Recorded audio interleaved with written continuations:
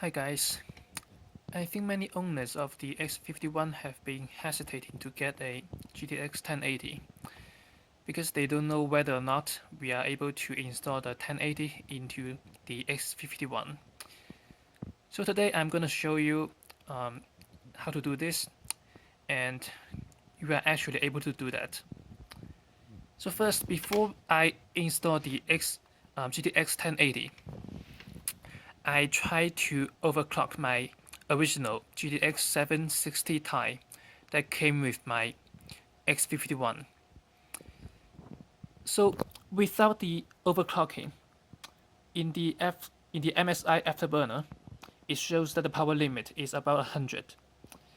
And after overclocking, and it shows that the 760 Ti is actually able to work under the power limit of 122.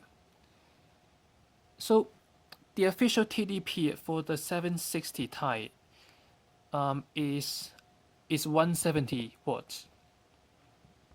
So if we do some simple math, if we multiply 170 by 1.22, it turns out the X51 is actually to support a graphics card with a power over 200 watts.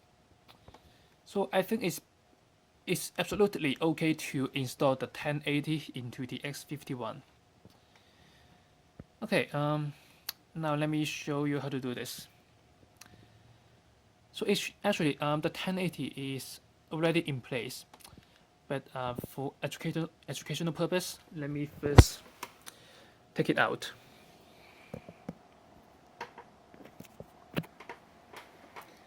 So just screw these two screws.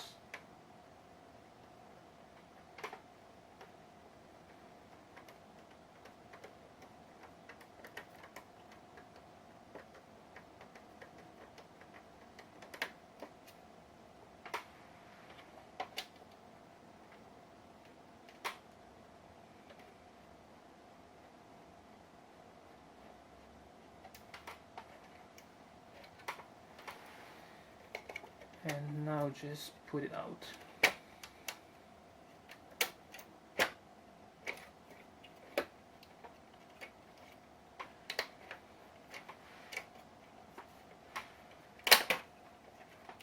Okay. So here's my GTX 1080 Founders Edition, and here's the box.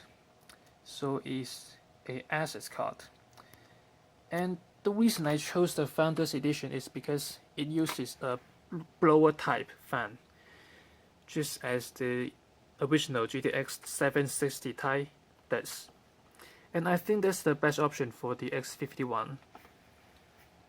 And also, I bought a dual 6-pin to one 8-pin adapter on eBay. There were plenty of them, and it's cheap. It's less than 10 bucks. And I also moved the SSD from the hard drive bay to here above the optical drive, just to create more space here to put in these adapters. I also removed the front fan, so it's right here. So I think it's perfectly okay to do that because basically this thing is useless. So when it's inside, when I was using my 760 Ti and this little fan, this thing creates the biggest noise. It's even louder than the graphics card and the CPU fan. Okay. But if you have concerns about airflow, so to increase the airflow, you can just lie the desktop on its side, so the air can also come into the case from this bottom panel, because there are holes and nets here. And by the way, I also cut a piece of this tab off, so you can see that the edge of the tab is uneven, because originally there's a flat piece here, but due to that extra flat piece, it stops the graphics card to fit in. And besides, the only functional part of this tab is the little slope here. So that flat piece is totally useless. So you can use a knife or scissors to cut it off. I don't recommend bending because it may break the entire tab. Okay, now just put back the graphics card. So first, we need to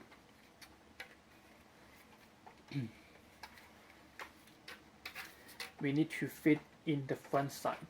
So just put this in the track and also here.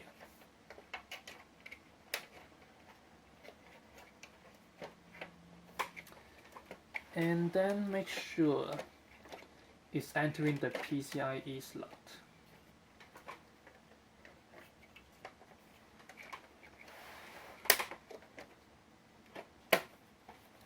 Okay, you hear the click sound. And now, the front side is in place, but not the back side, because as you can see, this 8-pin connector is actually bigger than the original 6-pin connector. Because it's bigger, it stops the card to fit in place. But anyway, we can just push it into place, and it's not a big problem. Okay, now you can see this screw hole, and now we can screw the screw back in place.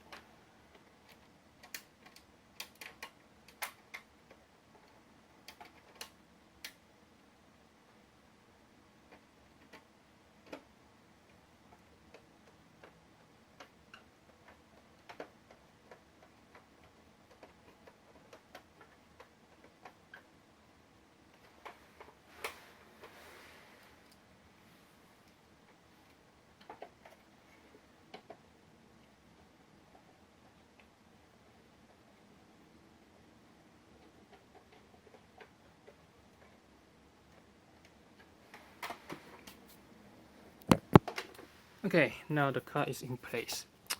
By the way, I didn't change the power board. So basically, my modification is minimal. So I just moved the SSD and remove the front fan and cut a piece of this tab. So actually you can see the tab and the back of the card is next to each other. So if we don't cut it shorter, it's impossible to fit in the card. Or otherwise, this front bezel will pop out.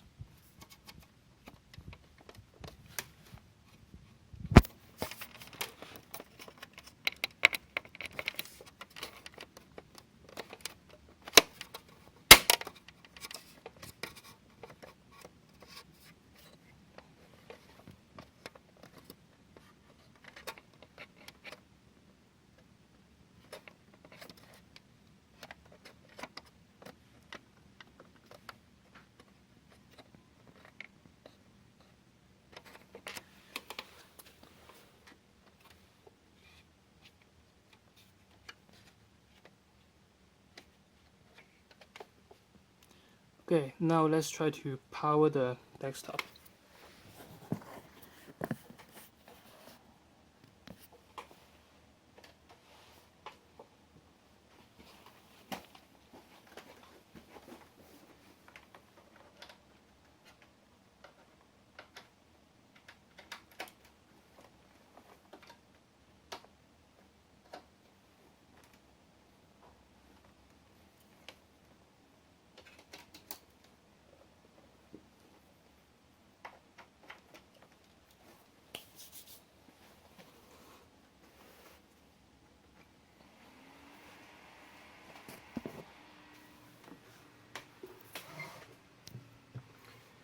So see, it actually boots.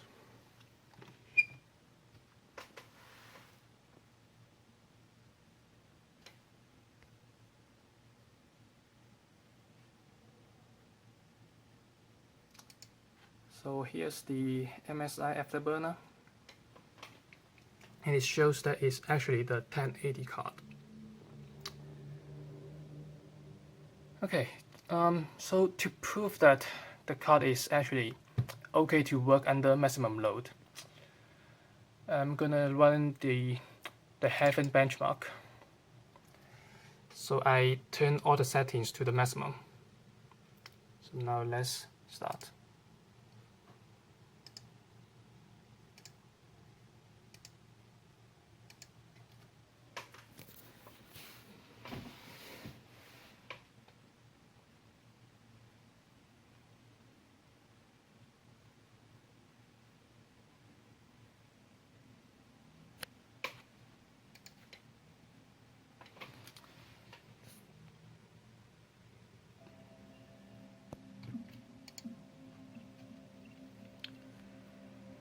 So the initial FPS is around 80.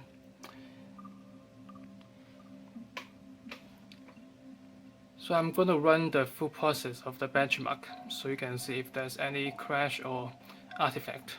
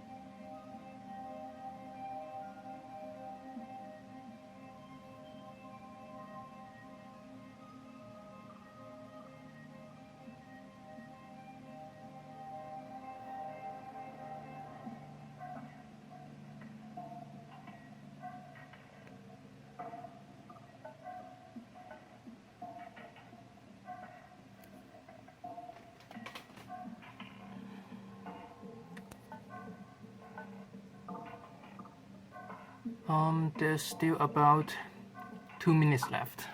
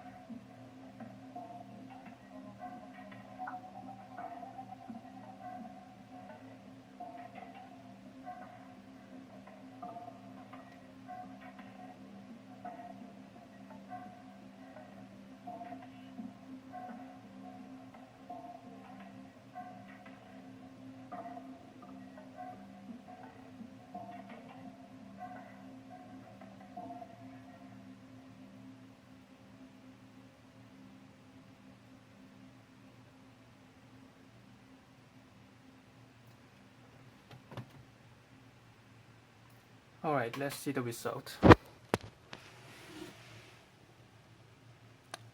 So the score is 26 and 28. And the average FPS is about 100. Okay, now we can close the program.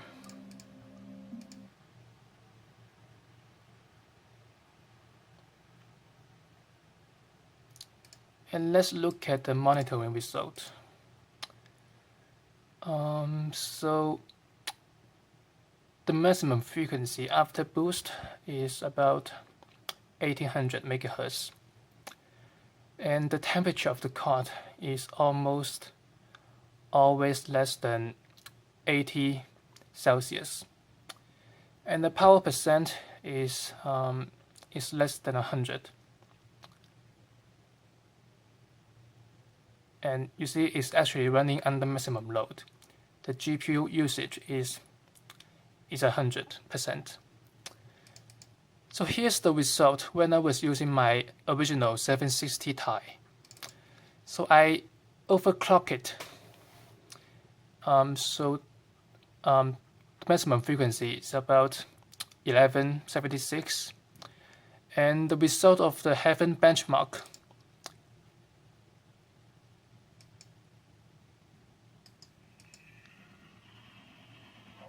is this. So the score is just a little above 900. So the 1080 is a great improvement to the 760 Ti. Alright. So I hope this video helps, and thank you for watching.